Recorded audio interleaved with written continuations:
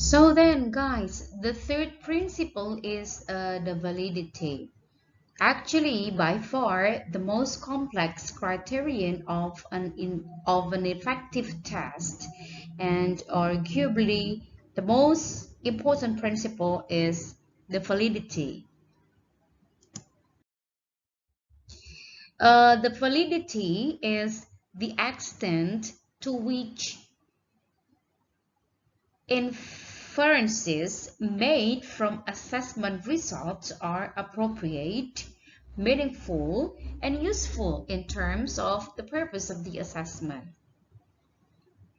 Let's say, for example, a valid test of reading ability actually uh, should measure reading ability. It is not like measuring previous knowledge in a specific subject, nor measuring some other variable of questionable relevance. And also, for example, to measure writing ability, uh, a student or a teacher might ask students to write as many words as they can in 15 minutes, for example, then simply count the words for the final score. Such a test would be easy to administer. Let's say it is practical, and the scoring quite dependable, or let's say it is reliable. But it would not constitute a valid test of writing ability without some consideration of comprehensibility, rhetorical discourse elements, and the organization of ideas, or etc.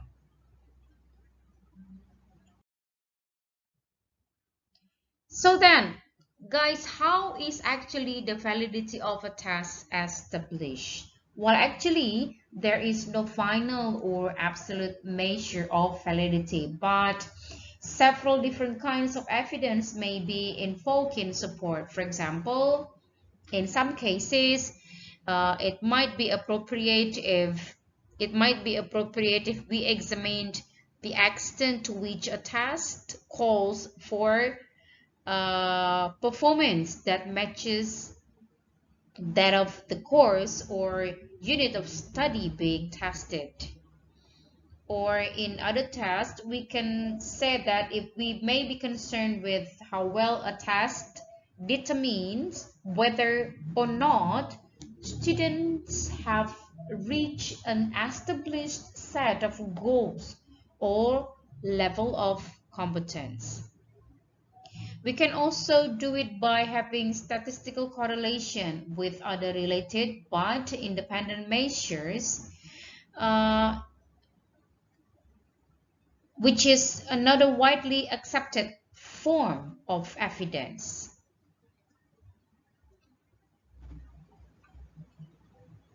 And also, guys, a test validity may also focus on consequences beyond measuring the criteria themselves for a test, or even on the test taker's perception of validity. So let's take a look at 5 types of evidence in the next slide. So there are 5 types of evidence. The first is it's supposed to be content related. Yeah, it's supposed to be content related evidence or content validity. The second one is the criterion-related evidence or criterion-related validity. The third one is construct-related validity, or sometimes it is called construct validity. The fourth one is the consequential validity, and the last one is the phase validity. The first one is the content-related evidence. We can claim about the content-related evidence or content validity if a test actually samples the subject matter about which conclusions are to be drawn, and if it requires the task taker to perform the behavior that is being measured. We can also identify the content validity if we can clearly define the achievement that we are measuring. Um, when we assess a person's ability to speak second language in a conversational setting by asking the learner to answer paper and pencil multiple choice question requiring grammatical judgment, it doesn't achieve content validity because a different we are asking different section of the materials while assessing the learners to speak second language, but in other way we ask different thing related to the students speaking ability. Then if uh, a course has actually uh, 10 objectives but only 2 are covered, we also miss the content related evidence. The second evidence is the criterion-related evidence, or sometimes it is called criterion-related validity. Criterion-related validity is the extent to which the criterion of the test has actually been reached. So, mm most of classroom-based assessment with teacher-designed tests actually feeds the concept of criterion reference assessment. In such tests, specified classroom objectives are measured and implied predetermined levels of performance are expected to be reached at least 80%. Is considered a minimal passing grade.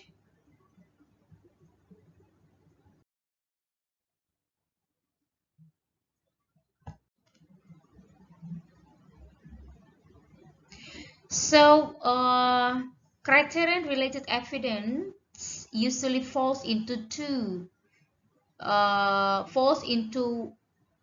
one of two categories. The first one is the concurrent validity, and the next one is the predictive validity. A test can have concurrent validity if its results are supported by other concurrent performance beyond the assessment itself. For example, the validity of a high score on the final exam of a foreign language course will be substantiated by actual proficiency in the language, while in predictive validity of an assessment becomes important in the case of placement tests, admissions, assessment batteries, language aptitude tests, and any kind of related test alike. The assessment criterion in such cases is not to measure concurrent ability, but to assess or and predict a task taker's likelihood of future success. So then, a third kind of evidence that can support the validity but does not actually play as large role for classroom teachers is the construct-related validity, or sometimes it is called construct validity. Construct is actually a theory, hypothesis, or model that attempts to explain observed phenomena in our universe of perception. That's why construct may or may not be directly or empirically measured. Actually, their verification often requires inferential data like proficiency and communicative competence are linguistic constructs, while self-esteem and motivation are psychological constructs. Virtually every issue in language learning and teaching involves theoretical constructs. For example, if you have been given a procedure for conducting an oral interview, um, when you are on doing an oral interview,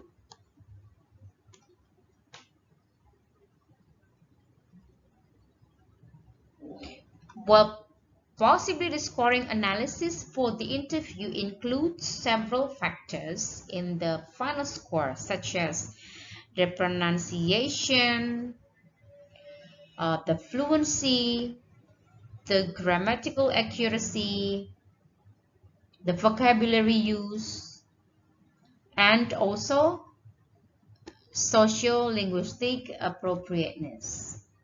The justification for these five factors lies in a theoretical construct that claims those factors to be major components of oral proficiency. So if you are asked to conduct an oral proficiency interview that evaluated only pronunciation and grammar, you could be justifiably suspicious about the construct validity of the test.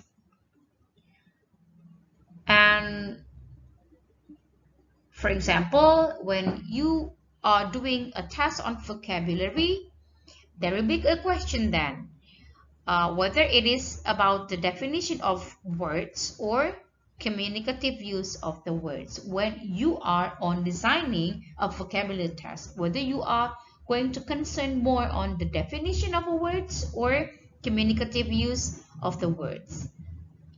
Please just relate it to the idea or to our understanding about the construct-related validity.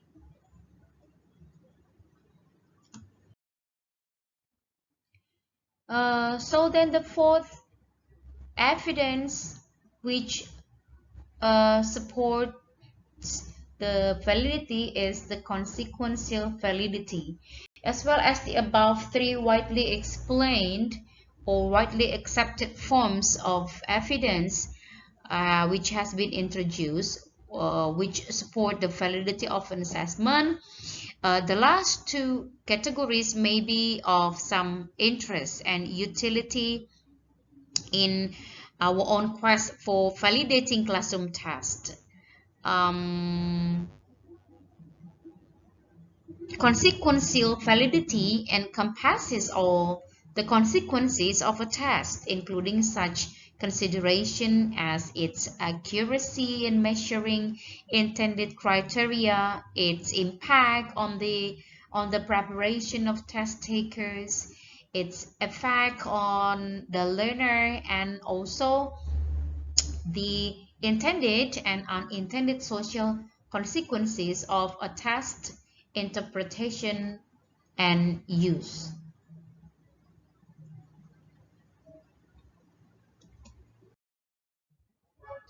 So, an important facet of a consequential validity is what we call as face validity. It is the extent to which students view the assessment as fair, relevant, and useful for improving learning. So, face validity refers to the degree to which a test looks right and appears to measure the knowledge or abilities it claims to measure, based on the subjective judgment of the examiners who takes it, the administrative personnel who decide on its use, and other psychometrically unsophisticated observers. So sometimes, guys, students do not know what is being tested actually when they tackle a task. They may sometimes feel that a task isn't testing. Sometimes you also probably feel the same way, that sometimes a task isn't testing what it is supposed to test. So then face validity means that the students perceive the task to be valid. Face validity means that the students perceive the task to be valid. Face validity asks the question. When you start to ask question, does the task on the face of it appears from the learner's perspective to test what it is designed to test? Then you start on questioning about the face validity. That's why face validity will likely be high if learners encounter a well-constructed format with familiar tasks, a task that is clearly doable within the allotted time limit, items that are clear and uncomplicated, direction that are crystal clear, tasks that related to their course work or content validity, and also a difficulty level that presents a reasonable challenge.